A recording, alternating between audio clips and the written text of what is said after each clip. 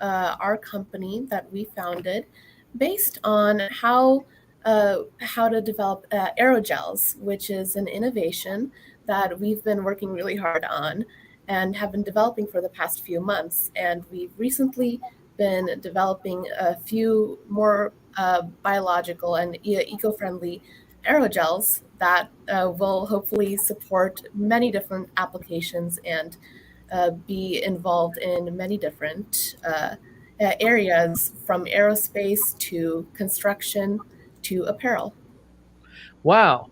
Hrishika, you sound like you've been running a company for decades. How is it that, like, my understanding is that you're out of high school or in there and abouts? Yes, I'm currently a senior in high school, and all of our members currently right now are. That is incredible. And that's because we are joined by the founding partners of Skyelabs Innovation today. My name is Taylor. I am the marketing strategist at Gravidia. I am joined, as always, with Scott Connors, the CEO whisperer from Crankset Group, helping leaders make big changes. And we are so happy to have you here today on Leadership Line of Sight. To summarize it, who we have here is Pracheeti. Is it Shikarkhane? Am I saying that right? Shikarkhane? You're so close. It's Shikarkhane. Thank you for helping me. Shikarkhane. We've also got Hrishika Roychoudhury. Am I saying that right? Roychoudhury. You were very close. Thank you. Suhani Ramchandra. That's correct. Callista Holleschak. Yes. And together, you guys are the founders of Skyelabs Innovation, and you guys are a sustainable carbon biopolymer aerogel innovator. And this was something that, like, I have to know, like, this is incredible. How did you guys meet each other? How did this start? Yeah, I can take that question. So Callista and I have actually known each other since 6th grade. We met in a 6th grade science class, and we've just been like best buddies since. And now we're in high school the last year, so it's been 7 years that we've known each other, so that's crazy. And then I met Suhani and Hrishika through the North Carolina School of Science and Mathematics, where they are residential students and I'm an online student. And we met at this interest meeting for the Conrad Spirit of Innovation Challenge. And I was like, hey guys, do you want to work together? And they were like, sure. So we got together and I told Callista, hey, do you want to join us for this project? And that's when we met up. And after that, we all kind of became like great friends. And we've continued our friendship over the past like year and a half. And it's just been an incredible journey since then. So you formed because you had a friend with interests already, and then you found a great challenge. And that great challenge is where you needed to assemble an incredible team. Now, you're talking about the Conrad Challenge Award for Aerospace and Aviation, and that's the award you won. Yes. That's incredible. And then to scope that further, you went on after that to win NASA iTech. Right. Yeah. We were one of the top finalists. That's incredible. So, and I know how hard it is because I'm involved with a team that is striving for similar things, and it took us a little bit more time to mature. Some of us anyway. I think it's incredible that you formed so early and that this is going the way that it is. That's incredible. Scott, I know you want to dig in. Oh, I can't wait. I just can't wait. This might be the greatest meeting I've had all century. Ladies, thank you so much for joining us today. It is an honor to be with you. And I can't be more proud as a human being to see the four of you on this screen talking about things that I don't even know what they are.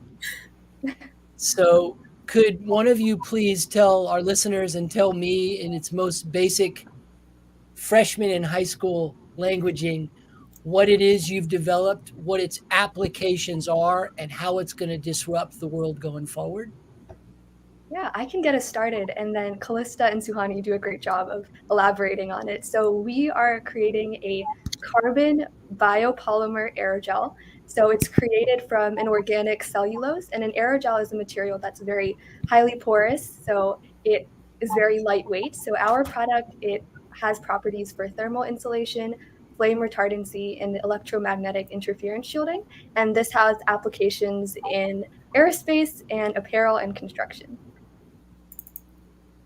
Yes, we were thinking of kind of creating this product. So aerogels were originally invented by NASA, and we took that and are trying to make it even better and kind of create this all-in-one product that is not only, really useful in many different industries, but can also is very sustainable. So it will end up changing the way, space travel gets propelled forward into a more sustainable way.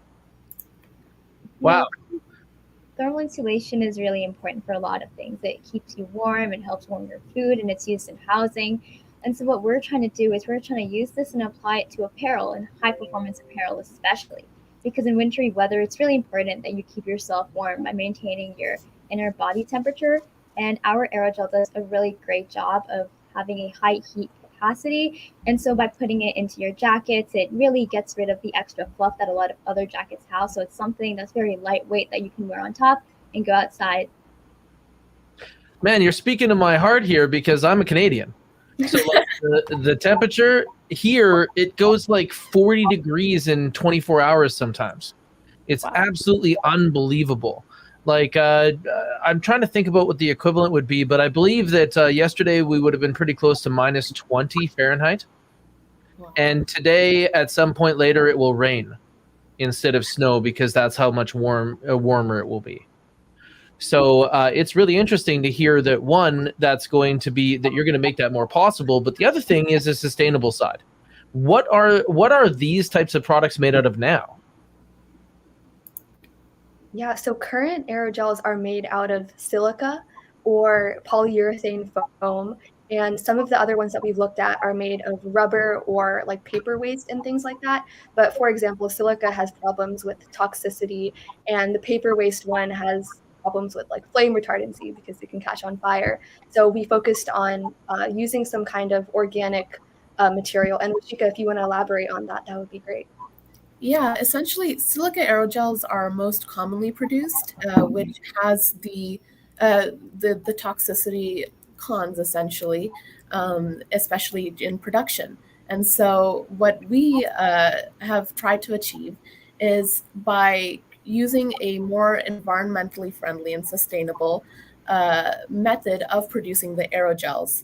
And through this, we've tried different cellulose material that has been organically supplied. And with this, we were able to design aerogels. And in the production, we believe that the aerogels will have just as much of a beneficial capacity in its applications, especially such as insulation, and which as opposed to other aerogels that are currently on the market. So I got to tell you that the gentleman who was largely in charge of leadership training at Amazon just sent me a text. His name is Dr. David Freed. Yeah, he's in our chat right now. Good. Nice. Good. And so I got to ask. Talent excellence leader at Amazon. Yep. Yeah. So he texts me a text and he says, "Hey, brother, I would love to know how these amazing innovators collaborate and work through conflict." So I want to get away from and I want to get back to this highly innovative, disruptive technology that you're helping to save the planet and propel us into deeper space, which is awesome.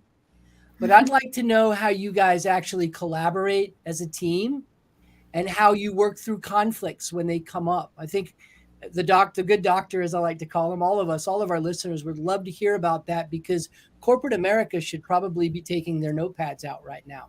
Whichever one of you would like to respond, love to hear the answer to that question. I can take this one. So actually, something that I thought would be interesting to mention is that we met and did this whole project all virtually. So we worked through Zoom, and that's how we got this started. And it was kind of a crazy adventure. But I think what kind of held us together a lot was we have within our group of 4 like buddies now. I guess we have so much diversity in our interests, in what we like to do, what we aspire to be. So that kind of pulled us through and was like the uniting factor in a way that kind of really served to get us through conflicts, because we all had such different perspectives. So we were always able to debate about things and reason things out. And so I think that was kind of the one thing that really helped us, get through this and make it happen. If the 4 of you could give a piece of advice to the big companies out there, as you watch them, right? We've seen some pretty dramatic moves in some of our largest tech players this week. One went like that, and the other one went like this while they raised their prices. What advice would you give to leaders today? Now, you are the leaders of today and tomorrow. I give you guys, go ahead.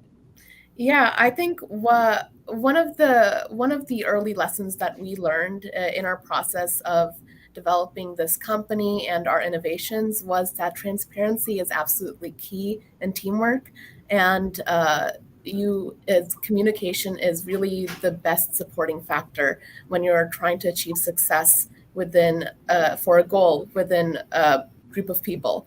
And I think a lot of companies would really be able to use transparency to benefit them rather than use it as more of a self-motivator, since transparency can really help everyone in the group all around in developing the best that they can. Yeah, totally. And just to add on to what Hrishika said, I totally agree with that. And I think diversity is also like the leader for creativity. So all of us have very different interests and we're good at a lot of different things. But I think the reason that we were able to succeed is that we recognized each other's strengths and we kind of unified those to create our business plan and to just bring out the best in each of us. I think that's a great thing that a lot of people can learn, is just to work with a lot of different kinds of people who bring different perspectives to the table, because you can learn from that and your goal will grow from that. And just to elaborate on what Pracheeti's saying, I think one thing that I've really learned is that you win some and you lose some.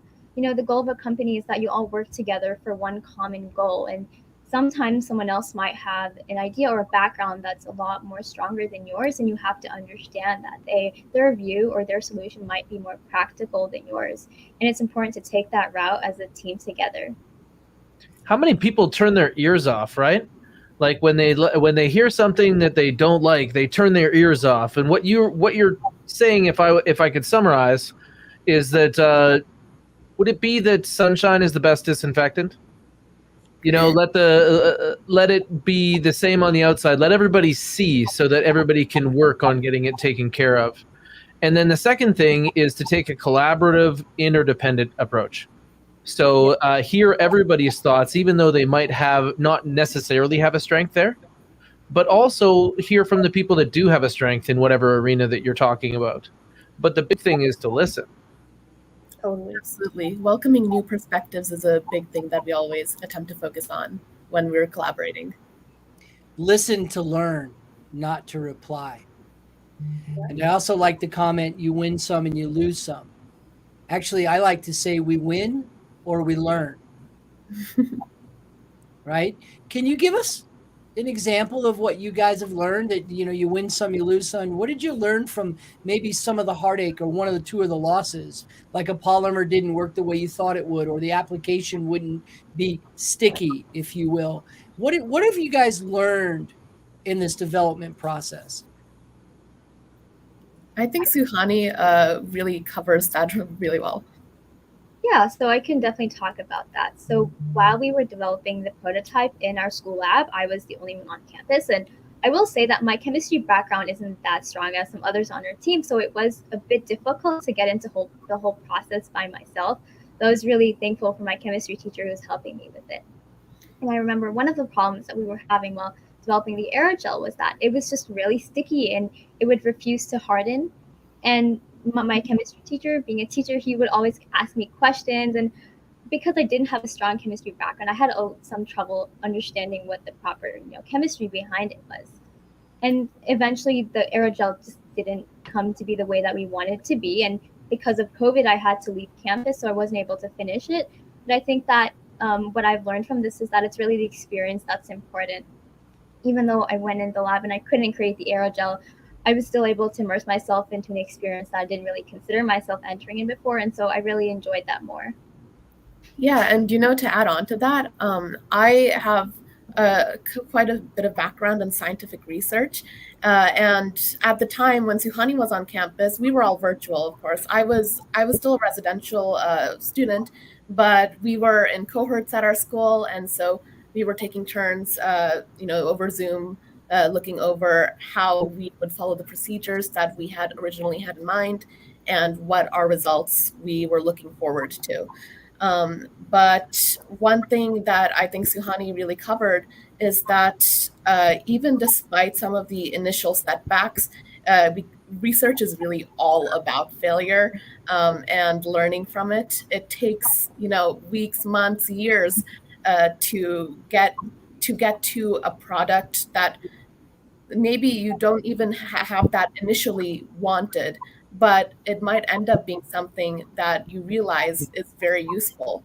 And we've definitely discovered this through our process of experimentation and figuring out how we would best make do of what we had.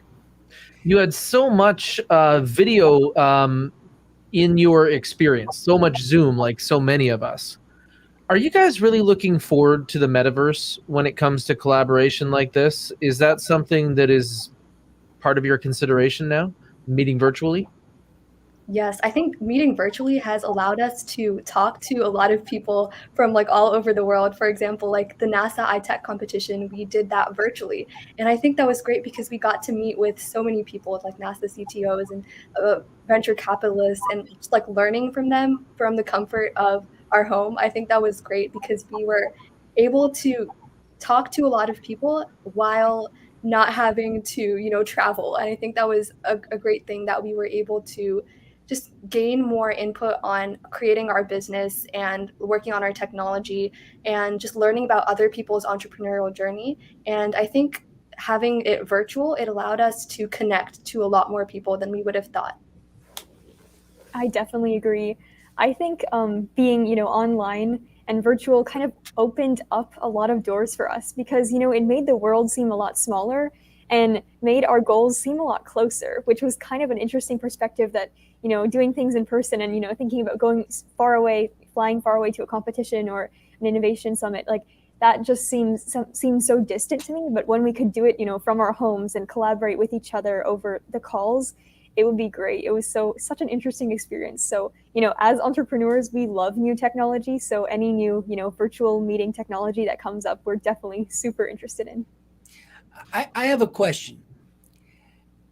Tactically, you guys are a formidable bunch, and you're solving your problems that are in your 3-foot world right in front of you and getting your applications to market, it sounds like. And you've got the accolades and you've got the attention, and congratulations.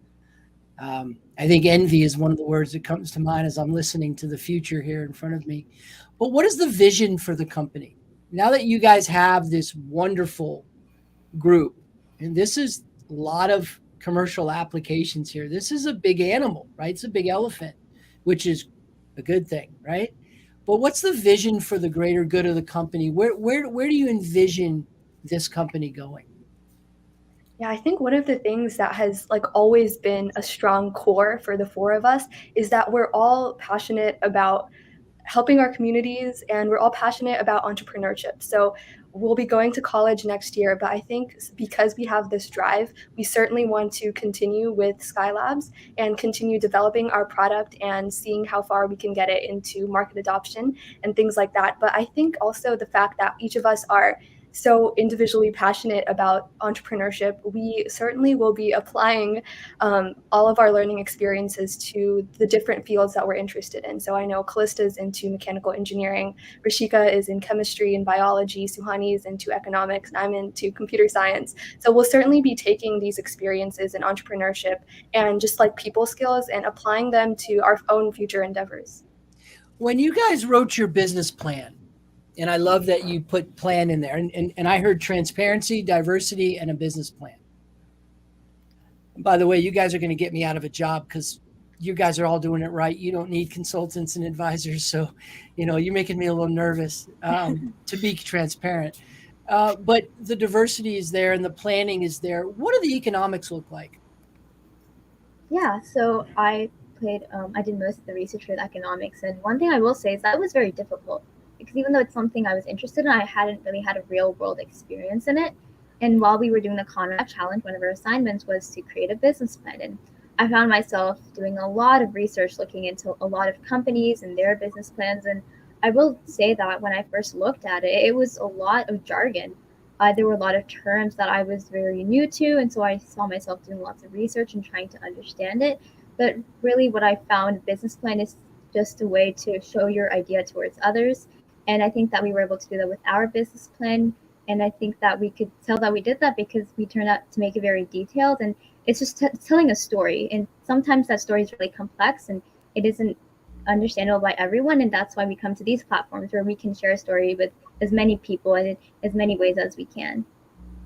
Makes Definitely. sense. And how big are those markets for you guys? When you did your market penetration analysis, or you did your SWOT analysis, or you looked at the potential size and shape of the application of these aerosols, what does that market look like size-wise? So because we're looking at the high performance apparel market, specifically in the United States, we're looking at a market of about $2 billion in the United States. And within that, we're looking at the aerogel market, which is worth about $6 million. So 2.6 million or $2.06 billion in market potential capture. iTech winner at NASA, commercialized product already, leadership team in place, and now it's just a question of going to work. Is that right? Yeah, we're still continuing to develop our product as best as we can. With quarantine, there's always the difficulty of finding lab space and coming together to actually experiment. And so we're doing our best in developing that as best as we can. And it's going well. We're still continuing for our experimentation, prototyping. We've developed, we've filed a patent, and we are just overall attempting to develop our innovation first as much as we can, and then we're going to go commercially and develop the actual business and market as best as we can.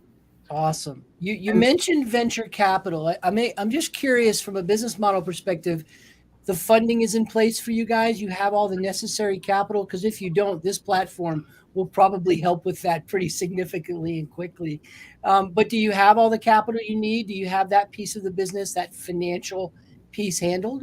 So that's actually one of the challenges that we were experiencing. So one of them was finding lab space, especially during COVID when there's so many restrictions in place for going into the lab. And the second one was finding funding. So we've been applying to a few grants, but there's certainly more room for gaining funding. Mm-hmm. You might want to say that again slowly so that all the listeners can hear that. Room for funding, because I'd like to know where I can get some funding action in this one. I'm a big believer in you guys, and I love what you're doing, and I congratulate you for what you're doing and how well you're doing it together. Thank you. See, this was something that I learned alongside with AerosMD. There was a tech company that I once met in a coffee shop.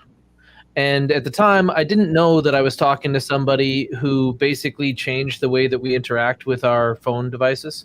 I didn't understand that I was sitting with someone who had done so much.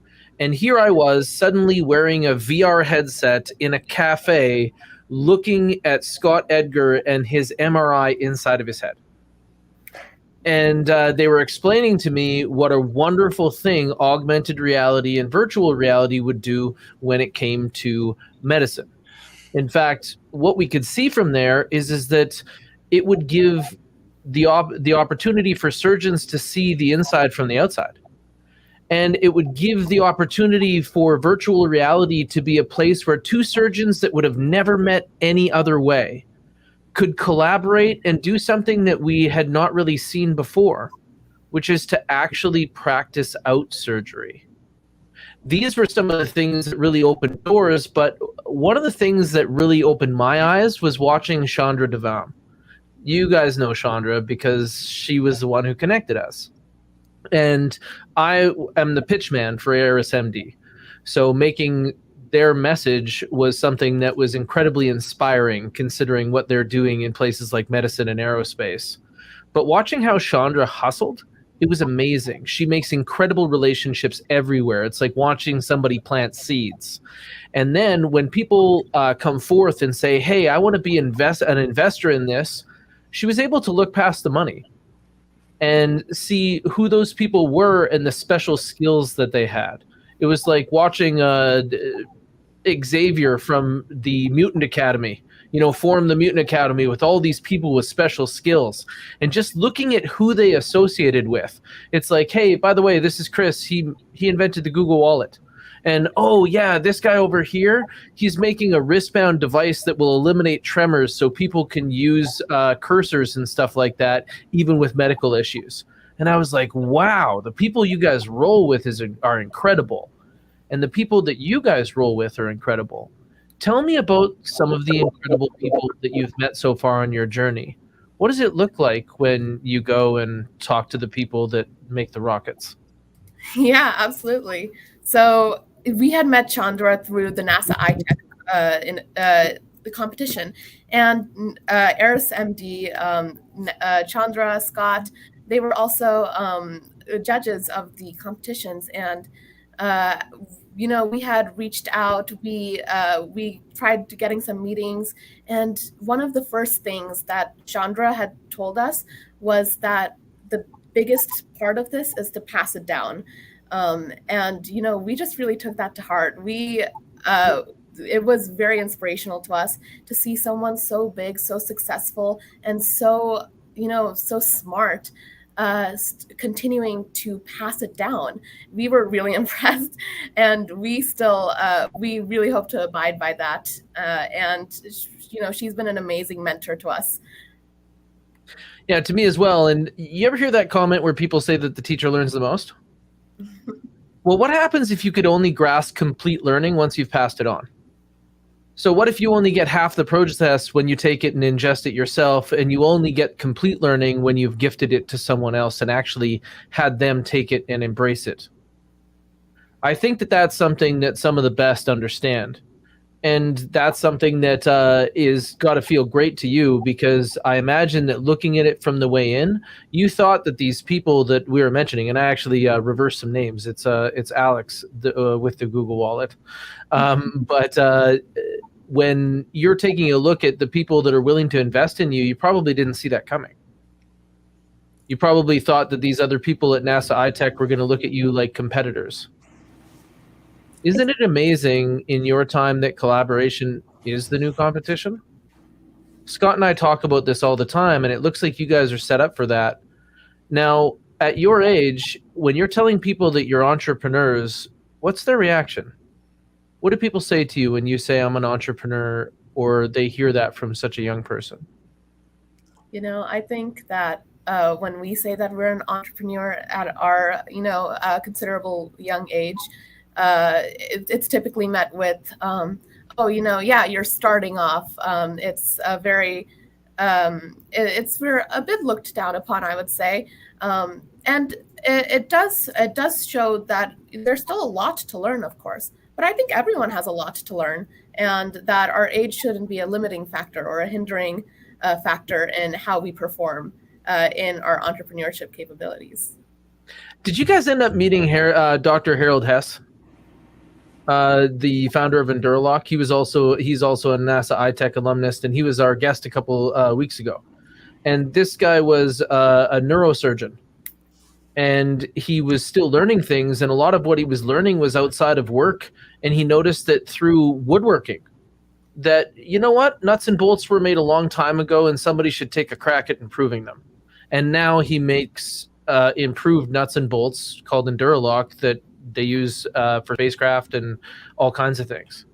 So that's the type of thing that I always respect, is how many people are in their 60s and they still don't know what they're going to do when they grow up. But they know they have amazing abilities, and they're just looking for places to apply them.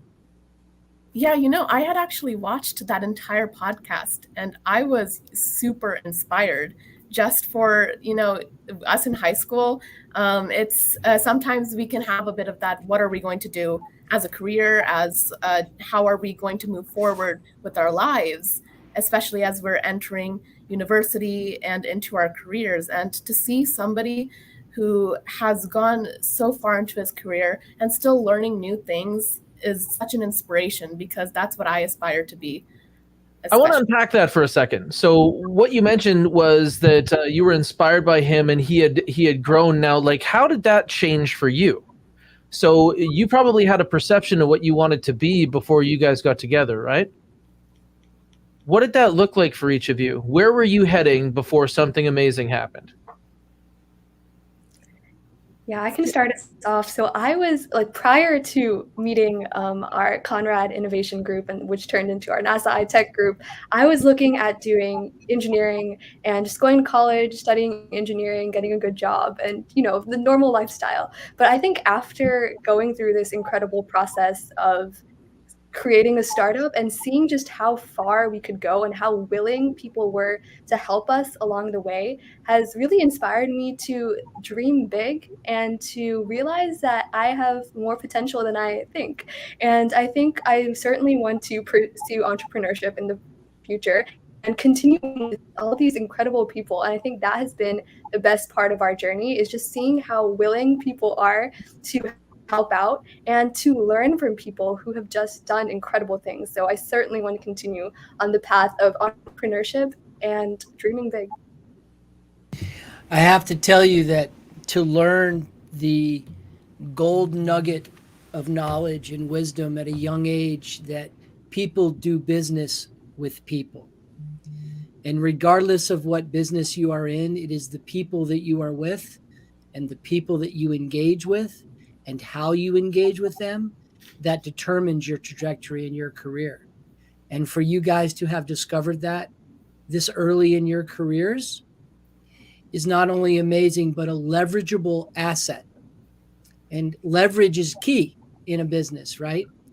And I believe that the greatest leverage that you four have is each other, and that your collaboration is the innovation, and the innovation is the collaboration.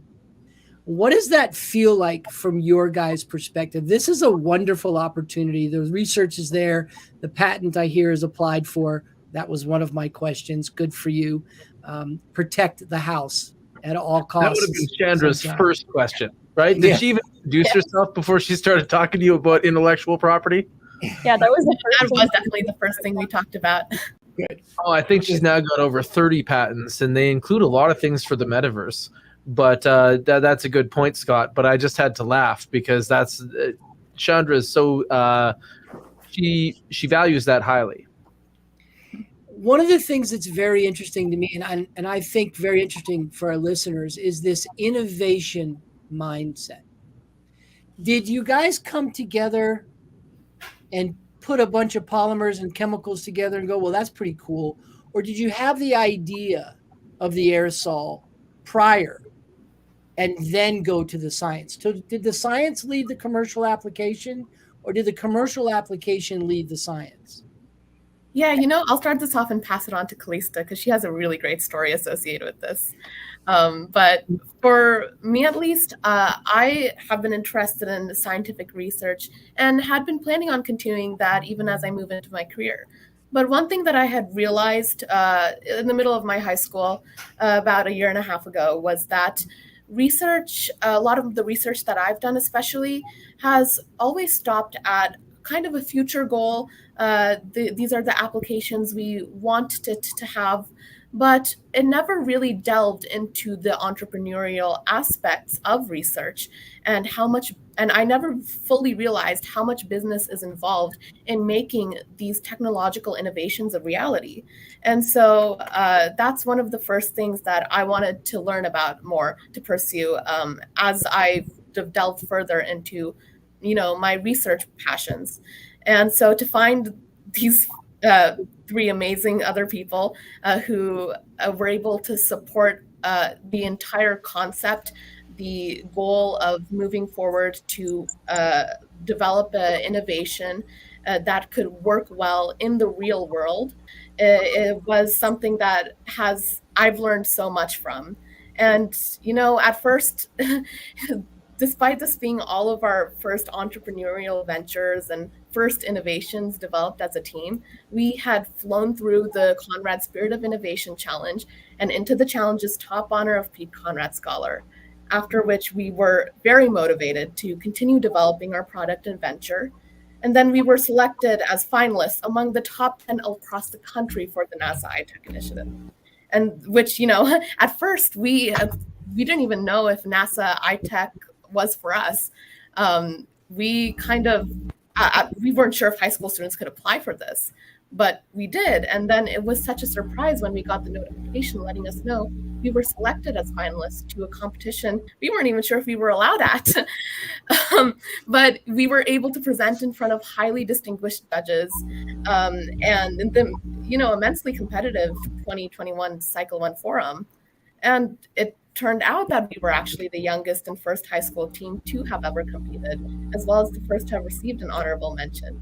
And so it's just amazing to see how far we've come from a simple concept, not even having gotten our driver's permits yet at the time, to coming so far, gotten our patent, filed our patent, and incorporated a company. And, this actually started from a very kind of funny start. Callista, I think you would be able to explain that better. So I guess after we got together, our goal was to do the Conrad Challenge and win the top honor. That was our goal. We knew we wanted to change the world. We just didn't know how. So, we would spend hours on Zoom kind of coming up with all these crazy ideas. Like at one point we came up with like sending chickens to space and just like wild, funny things that, didn't really make any sense. And then, we didn't get anywhere for a few calls. And I guess what really happened was I went to my environmental science classroom and I took out the textbook and was just reading it, taking notes for my class. And I flipped open to a page and something just stuck out to me. There was one sentence that actually said, a sustainable gel insulator is actually needed and could solve a lot of the environmental problems facing our world today. And I saw that and I kind of think it really resonated with me because it voiced the idea that not everything worthwhile had been invented yet, and that, there's still so many unknowns in the world, and, we have the potential, like we can do it, So I brought that idea to our group, us four, and I said, have you guys heard of anything like this? Does this exist? And we did our research and we found aerogels by NASA. And then we were able to kind of streamline, okay, this is how we want to improve it. This is where we want to take it. And so it kind of started out with we wanted to do something. We didn't know what. And that one sentence in that textbook kind of, brought us to where we are today. Imagine if the person that had created that textbook could see you now. There was literally somebody that was calling out for it. This is like a secret note written to future smart people. Hey, by the way, we couldn't get this. You want to give it a shot? Yeah. It was just amazing how far we were able to come from noticing that small sentence in a large textbook. If you've ever seen an AP environmental science textbook, just starting with us taking notes in class, and then had really led to an innovation with potential for greatness and ended with us winning an award from NASA. Yeah, and to our knowledge, there hadn't been any commercialized biopolymer aerogel. So the product that we're creating would be the first commercially available biopolymer aerogel. There's a lot of other material-based ones like silica, but we really wanted to focus on the environmental aspect. And Hrishika touched on this earlier, but I just want to zone in on a moment on what it felt like to hear from NASA. So we had submitted our technology to NASA thinking, there's no way we're going to be selected, but what's the harm in trying? So we sent in our white paper, and then a couple weeks later, I was just sitting in my room working on some calculus homework, and I got this email in my mailbox, and it said embargoed information, you've been selected for this NASA iTech competition. I was like, is this a scam? Like, what's going on? So I read through the email and it was absolutely crazy. And I told the rest of the 3 members, and we were just like shaking with that news. And it was incredible just to know that we had been selected for something that no other high school team had ever been selected for. And then the whole experience of just being surrounded by the best tech startups in the nation and hearing them pitch and seeing all the accomplishments that they had done was so inspiring for us as well. And such an honor that NASA thought that we had that potential and that we were ready to pitch alongside those kinds of teams. I got to tell you, ladies, something.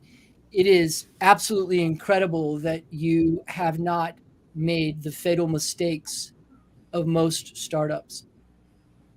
Most startups will rest on their accolades and they will sleep on their wins. You guys have taken your accolades and you've taken your wins as the energy to put wind in the sails to continue to sail and navigate forward. You've used these early recognitions and these early awards to just, if nothing else, to give you the confidence that you're doing the right things for the right reasons. So whatever you do, don't rest and don't sleep on the wins. Keep going forward. It is that will to win that will attract a lot of attention, which creates a lot of times distraction. And when you win early, you tend to lose focus. I don't see a lack of focus in this room today. And I want to applaud you and congratulate you on that, that you recognize what you're doing is a big deal, but it's not done yet. You're just getting started. And that's the good stuff, isn't it? Yes. What's next? What's next for you guys? What's the next 3 to 6 months look like for the 4 of you? I think Hrishika, you can start us off with that one. Yeah, we're still continuing to develop our product, develop our innovation as best as we can. We are continuing to find funding, find as many sources to help us. And this was one of the first things we talked about, but being open to a diversity of thought is large and something that we try to focus on as much as we can. And that's not only within just the 4 of us, but also from people outside. We, through the NASA iTech competition, we were able to talk to the NASA Glenn, the chief technologist, through which we were able to talk to many aerospace and aerogel specifically people who are experienced in creating that kind of technology and people who are fascinated by that. And it was amazing to pitch to them, get their insights. And so it's a process of learning, trying it out, failing, maybe succeeding, trying it out again, and continuing to work forward with what we have. Yeah. Or what they call fail forward. Absolutely. I totally subscribe to that. Yeah, and to add on to what Hrishika said, so we are certainly working on refining our prototype. So we're working on getting into labs and completing our minimum viable product. And then also the deadline for submitting our actual patent application will be coming around very soon. So we're working on writing our complete patent application, and then certainly just talking to as many people as we can. So we've had the absolute pleasure of talking to a lot of aerogel experts and learning from them. I think that has been a great thing for us to work on improving our product and figure out what kind of different tests we need to create to test, for example, the flame retardancy, to test, for example, the kind of insulation that's needed for aerospace. So I think working on making sure that our product is viable and it meets the requirements for aerospace is what we're working on next, to see that it can actually be implemented. And one thing I think that's important to all of us is being able to help others. We don't know how long we may do this for. We are really hoping that we can reach a lot of people through our innovation and be able or see it being incorporated into a lot of the thermal energy systems. But when we get to a point where we feel like it's either time for us to pass this on to someone else or to stop creating it, we want to help others. I think that one lesson that we've all learned from Chandra and from everyone at NASA iTech is mentorship.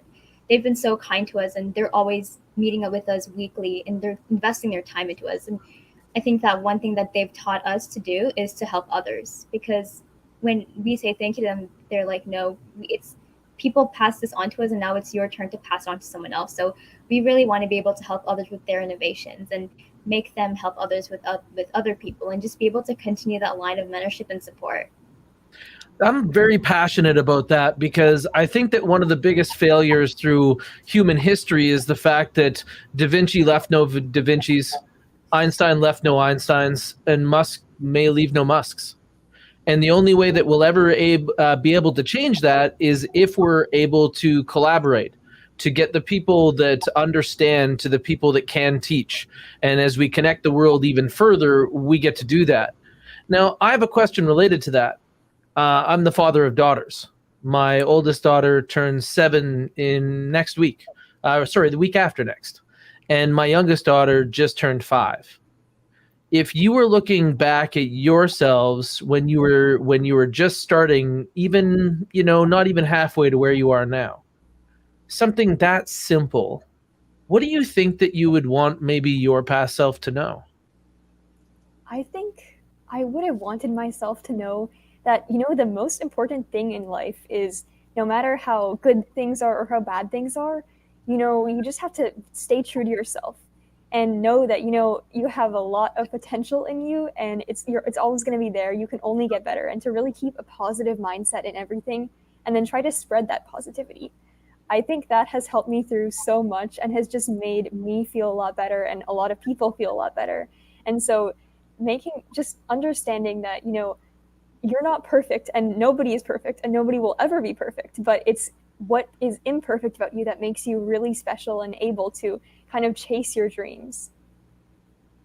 Yeah, and I think also just doing what you love. Like, don't be afraid to try something different. I feel like a lot of high schoolers, they feel like they need to do certain extracurriculars to get into college or something like that. But I think what I would have told my past self is just do what you love and pour your heart and soul into doing that thing, and do it to the best of your abilities, because everything ultimately works out for the good. And I truly believe that.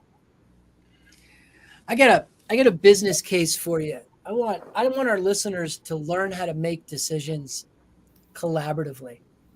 I have to tell you, in corporate America today, making decisions collaboratively is a bigger struggle than normal. And while you guys have embraced the virtual world and actually used it to your advantage, as have I. I've been living out of my home and working for the past 14 years. So I think I'm Zoom customer like 6 or something.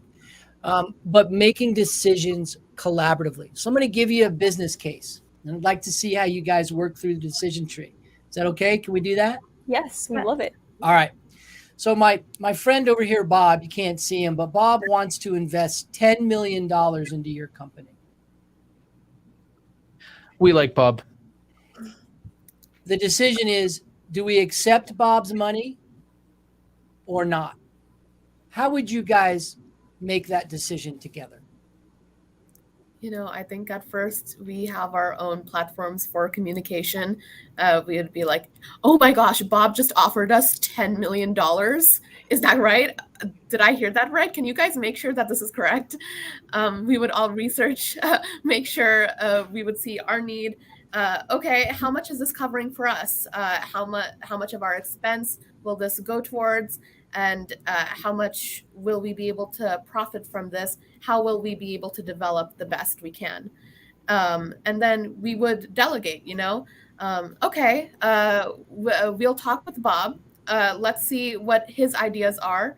Hopefully, or, we'll be able to get his perspective on how much, what he believes our potential is.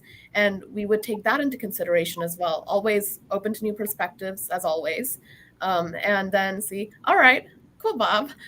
We'd love to, we really appreciate your investment, and we will do our absolute best to move forward with your investment and develop this technology. Yeah, we'd also like to get to know what kind of person Bob is, because I feel like when somebody invests in your company, they're they're a little part of your company, and they join your journey. And what do they want in return? What are you getting from them? But most importantly, who are you working with? What kind of things do they like? What kind of values do they have? I think that is also so important. So we would certainly take the time to get to know Bob. Yes, I could see us having like a huge debate over this, kind of going through the pros and cons of, what are Bob's motives? Why should we take his investment? Why shouldn't we? And I love note taking. I'm kind of the note taker for this group, so I could see us coming up with a lot of lists. And one that I remember learning from Scott is the rule of the missing person. And that is, you get on a call with Bob and you have one member not show up. And so you're not forced to make any decisions. So you can talk to Bob about what you want to. And then after that call, you all get together with the missing person or the team member and you talk about it. And so that way you're not really forced towards making a decision with Bob right away. And you have time to speak with your team together. Okay, so that was the easy part. Well done. No, I don't think anybody listening would be like, well, they nailed that. Now things get a little bit more difficult. Bob wants to own 51% of your enterprise for $10 million. Now how do we work through that decision? Again, we would do it together, just as Suhani said. We would have one person off, and then that would help us buy a little more time to talk to each other about what our next move is going to be. And just as Callista has eloquently said, sorting through the pros and cons, how would this work for us? And how much would we benefit? How much would our goal benefit? Because ultimately the goal is to help humanity, help an environmentally sustainable aerogel technology get out into the world and help others. And so how will this best fulfill our goal? Also, in addition oh, sorry, Suhani. In addition to that, I'm so sorry, Pracheeti, go. I think that 51% is a lot. If you're giving one person that much, then you're diluting the equity, whereas like the four of us don't have less than Bob does. So you're kind of giving your company away to some extent. So I would certainly reconsider and kind of bargain with him about the 51%. I can imagine that before, that 51% would even come out of Bob's mouth, Chandra would be like, wait, hold up, guys, come on. Yeah, that's one of the things that's really neat about using your network as a filter. I want to circle back to Suhani as well. Yeah, just like Pracheeti was saying, 51% is a really big part of the company. And I think that it just comes to all our values. So I think we would definitely talk about what's more important to us, whether we have an important part in decision making for the goals of our company or whether the equity is more important. And I think based on that, we would have a decision. Yeah, Bob's name might have to be closer to Elon if he wants to talk 51%, right? Yeah. I think the lesson learned for our viewers today, and there have been many on this call for everyone listening, including myself, is no matter what the decision, it's made collaboratively. It's made collectively, and it's made by everybody bringing their thoughts and ideas and values to the table before any decision is made. And I love the trick of leaving one of you off so you can't make the decision. Like I love that control piece right there. I think that there's brilliance in that for sure. A little word of advice: never give up controlling interest in your enterprise, ladies, ever, please. Tell Bob 49.9 is fine. And you're welcome, because 10 is not enough. But I heard the negotiations starting already. So good for you guys.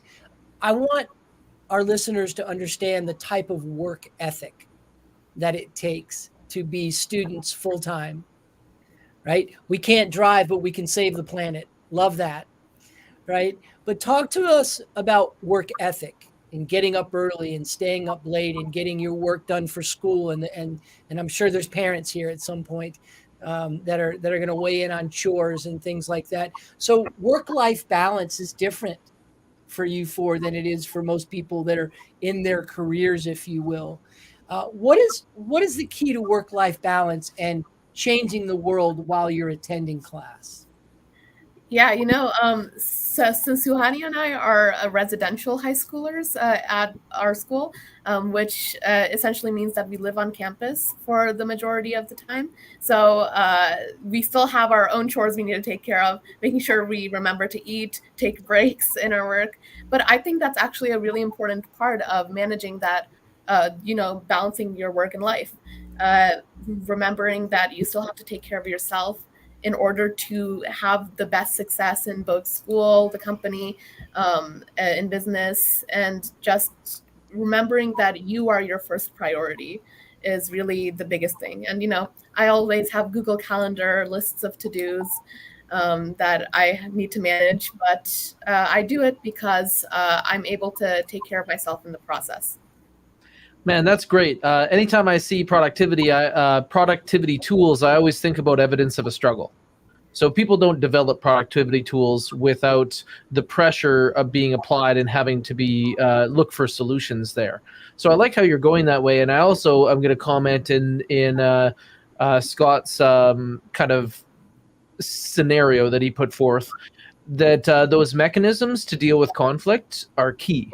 Negotiation is a big part of my business.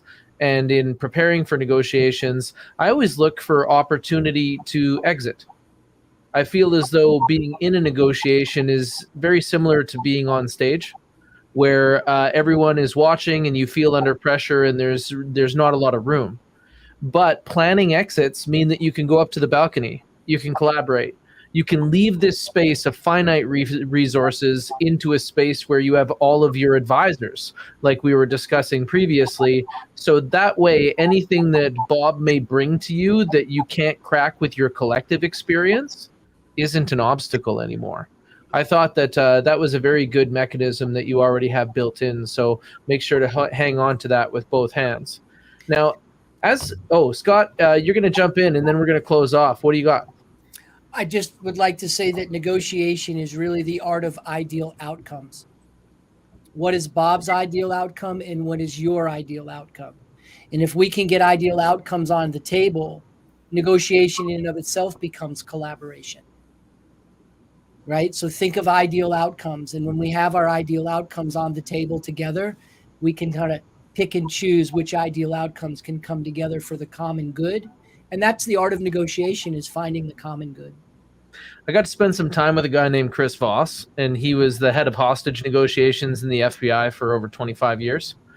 He's an incredible guy. I don't know what it takes to get that guy's heart rate up, but he just brings this level of calm. And that was one of the things that he really goes deep on, is that there's relationships inside of negotiations that aren't conflicting.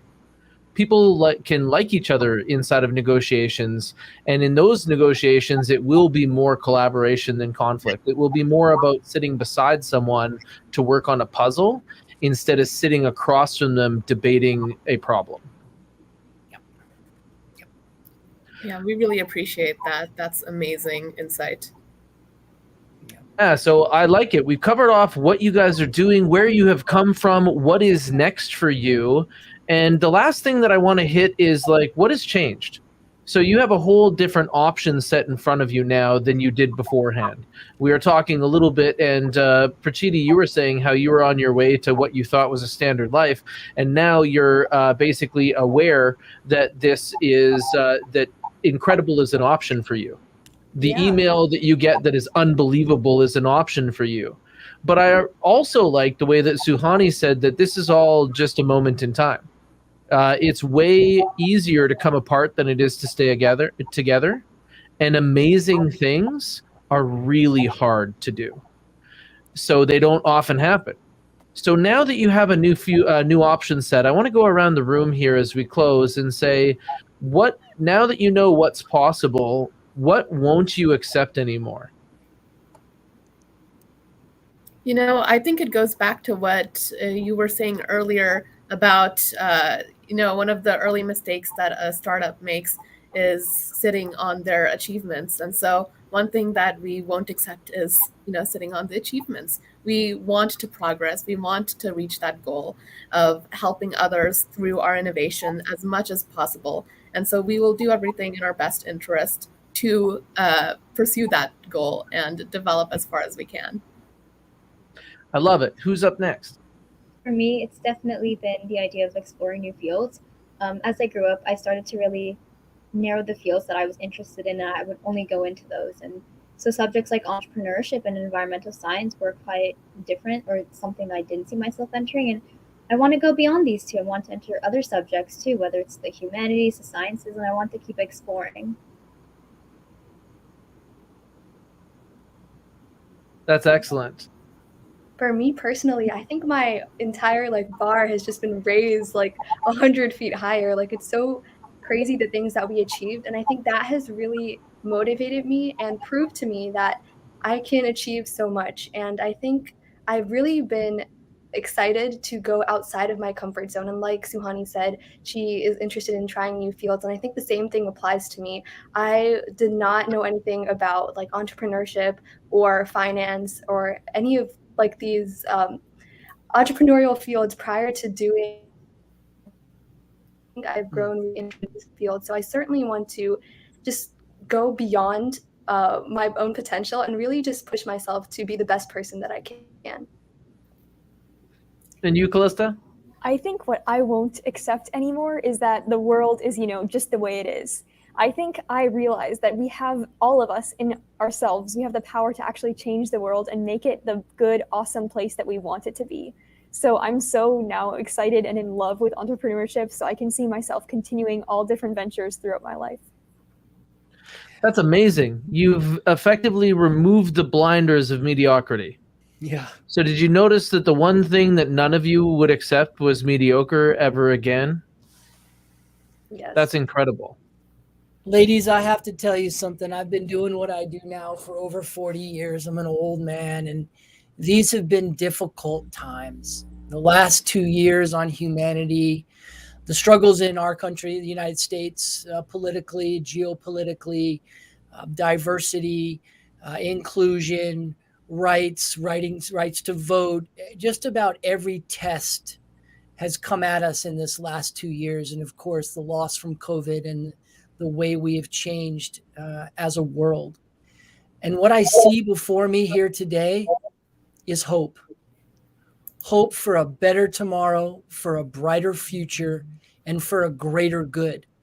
And I have to thank you, all four of you, because you have re-inspired me, you have re-energized me, and it has been an absolute honor to be with you here today. Thank you. Thank you. It's been an honor to be here. Yes, thanks. We are so happy.